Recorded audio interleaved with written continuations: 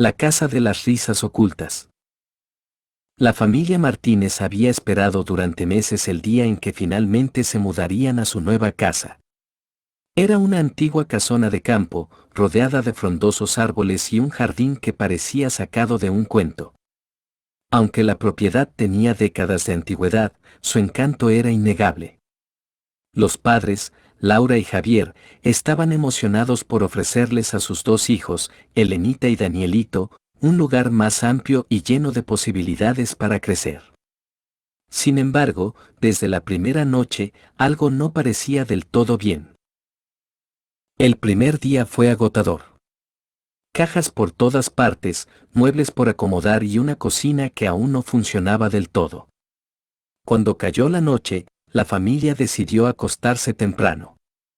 Fue entonces cuando Elenita, la mayor de los hijos, escuchó algo. Un sonido leve, casi imperceptible, que provenía del pasillo. Era como una risa ahogada, seguida de un susurro rápido, como si alguien corriera de puntillas. Se levantó de la cama, descalza, y abrió la puerta con cuidado. El pasillo estaba vacío, pero la risa persistía, ahora más lejana, como si se alejara hacia el sótano. «¿Mamá?», llamó en voz baja, pero no obtuvo respuesta. Decidió volver a la cama, convenciéndose de que era solo su imaginación. Al día siguiente, mientras desayunaban, Elenita mencionó lo que había escuchado. Danielito, el menor, se rió y dijo que seguramente eran ratones. Javier el padre, sin embargo, arrugó la frente y juntó las cejas. Él también había escuchado algo durante la noche, pero lo había atribuido al cansancio. Laura la madre, siempre práctica, sugirió que podían ser los viejos tubos de la casa o el viento moviendo las ramas de los árboles. Aún así, una sensación de inquietud se instaló en el ambiente. La segunda noche fue peor. Esta vez, todos escucharon las risas. Eran agudas, como las de niños pequeños, pero con un tono burlón, casi travieso. Javier tomó una linterna y recorrió la casa de arriba abajo, revisando cada rincón. No encontró nada, pero notó algo extraño: las puertas de los armarios del pasillo estaban ligeramente abiertas, a pesar de que él mismo las había cerrado antes de acostarse.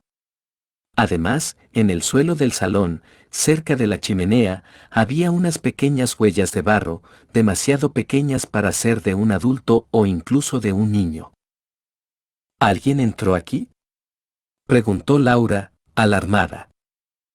No hay señales de forcedura, respondió Javier, pero su voz sonaba menos segura de lo habitual. Los días siguientes fueron una mezcla de normalidad y tensión.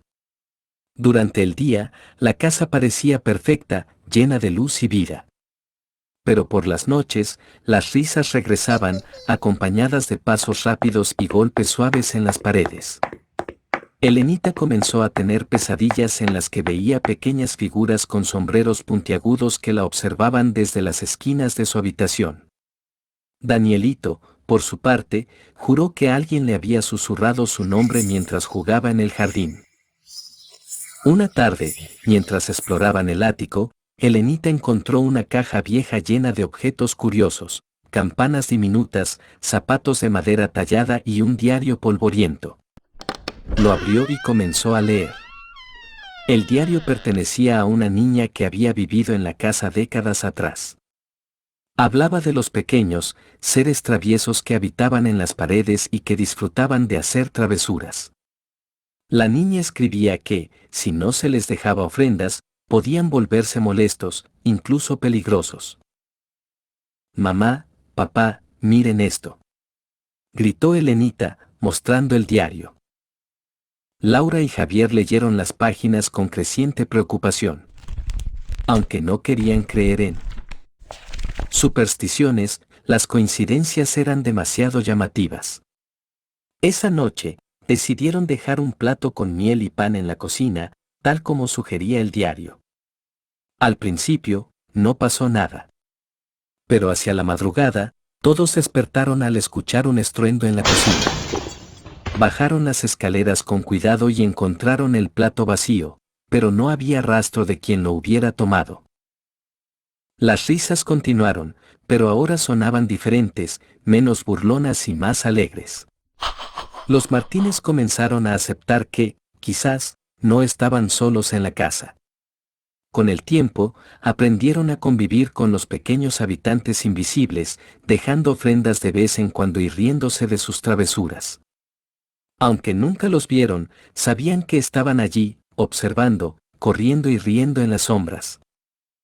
Y así, la casa de los Martínez se convirtió en un hogar, no solo para ellos, sino también para aquellos que nunca se dejaban ver del todo. Las semanas pasaron, y la familia Martínez comenzó a adaptarse a la peculiar dinámica de su nueva casa. Las risas y los pasos nocturnos se convirtieron en algo casi rutinario, como si los pequeños habitantes invisibles fueran parte de la familia. Sin embargo, había algo que no terminaba de encajar. A pesar de las ofrendas y los intentos por mantener una convivencia pacífica, las travesuras de los duendes, si es que eso eran, comenzaron a volverse más intensas, más inquietantes. Una noche, Laura despertó sobresaltada. Algo frío y húmedo le había rozado el brazo. Encendió la lámpara de su mesita y contuvo un grito. Su almohada estaba empapada, no de agua, sino de una sustancia pegajosa y oscura que olía a tierra y moho. Javier, al despertar, inspeccionó la habitación, pero no encontró ninguna explicación lógica. Las ventanas estaban cerradas, y no había señales de que alguien hubiera entrado. Esto ya no es una simple travesura, murmuró Laura, limpiándose el brazo con una toalla. ¿Qué quieren de nosotros? Al día siguiente, Elenita descubrió que su muñeca favorita, la que siempre dejaba en su mesita de noche, había desaparecido. La buscó por toda la casa sin éxito. Fue Danielito quien la encontró colgada de una rama en el jardín, con un hilo atado alrededor del cuello. La expresión de la muñeca, antes dulce, ahora parecía torcida, como si estuviera sufriendo. El niño, asustado, corrió hacia sus padres, quien no supo qué decirle para calmarlo. Esto tiene que parar, dijo Javier, decidido. No podemos seguir viviendo así. Esa tarde, Javier decidió investigar más a fondo. Revisó el diario que Elenita había encontrado en el ático y descubrió una página que antes no había notado. Hablaba de una antigua maldición. Según el texto, los pequeños no eran simples duendes traviesos, sino espíritus atrapados en la casa, condenados a repetir sus travesuras por la eternidad. La única forma de liberarlos era encontrar un objeto que les pertenecía y devolverlo a su lugar de origen. El problema era que el diario no especificaba cuál era ese objeto ni dónde podía estar. Javier el padre, muy preocupado, reunió a la familia en el salón y les explicó lo que había leído. Tenemos que encontrar algo que les pertenezca, dijo. Algo que no debería estar aquí. Si lo devolvemos a donde sea que vino, tal vez podamos liberarlos y liberarnos a nosotros. La familia comenzó una búsqueda exhaustiva por toda la casa. Revisaron cada rincón, desde el sótano hasta el ático. Fue en el viejo baúl del ático donde Elenita encontró algo extraño, una pequeña flauta de madera tallada, cubierta de polvo pero intacta. Al tomarla, sintió un escalofrío recorrer su cuerpo. La flauta parecía vibrar levemente, como si estuviera viva. Creo que es esto, dijo Elenita, mostrándole la flauta a su padre. Javier la examinó cuidadosamente. En la base de la flauta había una inscripción en un idioma que no reconoció, pero que parecía antigua y misteriosa. ¿Y ahora qué hacemos?, preguntó Laura, mirando la flauta con recelo. El diario dice que hay que devolverlo a su lugar de origen, respondió Javier. Pero no sabemos de dónde vino. Fue entonces cuando Danielito, que había estado callado todo el tiempo, señaló hacia la ventana. El bosque, dijo. Ellos vienen del bosque. Todos miraron hacia el jardín, donde los árboles del bosque cercano se mecían suavemente con el viento. Era un lugar oscuro y denso, que nunca habían explorado. Javier asintió. Mañana iremos, dijo. Tenemos que terminar esto. Al día siguiente, la familia se adentró en el bosque. La flauta, envuelta en un paño, parecía pesar más a medida que avanzaban. El aire era frío y espeso, y los sonidos de la naturaleza parecían ahogarse en la penumbra. Después de caminar un rato, llegaron a un claro donde había un círculo de piedras antiguas, cubiertas de musgo. En el centro del círculo había un pequeño pedestal, como si estuviera esperando algo. Aquí, susurró Elenita, colocando la flauta en el pedestal. Por un momento, no pasó nada. Luego, el viento comenzó a soplar con fuerza, y las risas que habían escuchado tantas veces en la casa resonaron en el aire, pero esta vez eran diferentes. No eran burlonas ni traviesas, sino liberadoras, como si finalmente hubieran encontrado paz. Cuando el viento se calmó, la flauta había desaparecido. La familia regresó a casa en silencio, sintiendo que algo había cambiado. Esa noche, por primera vez desde que se mudaron, no hubo risas ni pasos en las paredes. La casa estaba en silencio, pero no era un silencio vacío. Era un silencio tranquilo, como si finalmente estuviera en paz. Aunque nunca supieron con certeza qué eran aquellos seres o por qué estaban atrapados en la casa, los Martínez aprendieron una lección importante: algunas veces, las respuestas no están en lo que vemos, sino en lo que sentimos. Y desde aquel día, la casa se convirtió en un verdadero hogar, libre de sombras y risas ocultas. Los meses siguientes fueron tranquilos. La familia Martínez disfrutó de la paz que tanto habían anhelado en su nueva casa. Las risas y los ruidos extraños habían cesado por completo, y el diario de la niña fue guardado en una caja en el ático, como un recuerdo de algo que preferían no revivir. Sin embargo, algo en el ambiente de la casa seguía siendo inquietante. No era algo que pudieran señalar con certeza, sino más bien una sensación sutil, como si la casa estuviera esperando. Una tarde, mientras Elenita y Danielito jugaban en el jardín, encontraron algo que los dejó helados. Enterrado bajo un arbusto, había un pequeño sombrero puntiagudo, hecho de hojas secas y ramitas entrelazadas. Era idéntico a los que Elenita había visto en sus pesadillas. El sombrero estaba intacto, como si alguien lo hubiera colocado allí recientemente. «Papá, mira esto», gritó Elenita, corriendo hacia la casa con el sombrero en la mano. Javier lo examinó con cuidado. Aunque quería creer que era solo una coincidencia, una parte de él sabía que no era así. El sombrero era demasiado elaborado para ser una simple manualidad infantil. Además, tenía un olor peculiar, como a tierra húmeda y hojas podridas. «Tal vez lo dejaron atrás», murmuró Javier, tratando de mantener la calma.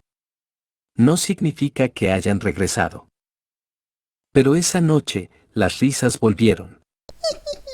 Eran más fuertes que antes, casi estridentes, y venían acompañadas de golpes en las paredes y puertas que se abrían y cerraban solas. Elenita se despertó gritando, asegurando que había visto una pequeña figura con ojos brillantes observándola desde el rincón de su habitación. Danielito, por su parte, se negó a dormir solo y se refugió en la cama de sus padres. «Esto no puede estar pasando otra vez», dijo Laura, abrazando a Danielito. «Pensamos que habíamos terminado con esto». Javier, decidido a no dejarse intimidar, tomó una linterna y recorrió la casa. Esta vez, las huellas de barro no solo estaban en el suelo, sino también en las paredes, como si alguien hubiera trepado por ellas. En la cocina, encontró el plato de ofrendas que habían dejado meses atrás, roto en pedazos, con la miel esparcida por todo el piso. «Basta», gritó Javier, dirigiéndose al aire. «No los queremos aquí. Váyanse». Por un momento, Todo quedó en silencio. Luego, una risa aguda y burlona resonó en el pasillo, seguida de un susurro que parecía decir, no nos iremos, nunca. Al día siguiente, Javier decidió buscar ayuda. Visitó a un anciano del pueblo que era conocido por sus conocimientos sobre folclore y leyendas locales. El hombre, de nombre Don Ramón, escuchó atentamente la historia de los Martínez y asintió con gravedad. Los duendes de los que hablas no son simples espíritus traviesos, dijo. Son seres antiguos, ligados a la tierra. Si los molestaste al llevarte algo que les pertenecía, no descansarán hasta recuperarlo. Pero devolvimos la flauta, protestó Javier. ¿Qué más quieren? Don Ramón se inclinó hacia adelante, sus ojos oscuros llenos de advertencia. Tal vez no era lo único que les pertenecía. O tal vez, no lo devolvieron correctamente. Los duendes son criaturas de rituales. Si no se hace exactamente como debe ser, no servirá de nada. Javier regresó a casa con una mezcla de esperanza y desesperación. Reunió a la familia y les explicó lo que don Ramón le había dicho. Tenemos que volver al bosque, dijo. Esta vez, debemos asegurarnos de hacer las cosas bien. Esa noche, la familia se preparó para regresar al círculo de piedras. Llevaron consigo no solo la flauta, que inexplicablemente había reaparecido en el ático, sino también otros objetos que habían encontrado en la casa, el sombrero, unas campanillas diminutas y un trozo de tela vieja que olía a tierra. Don Ramón les había dado instrucciones precisas, debían colocar los objetos en el pedestal y pronunciar unas palabras en un idioma antiguo que él les enseñó.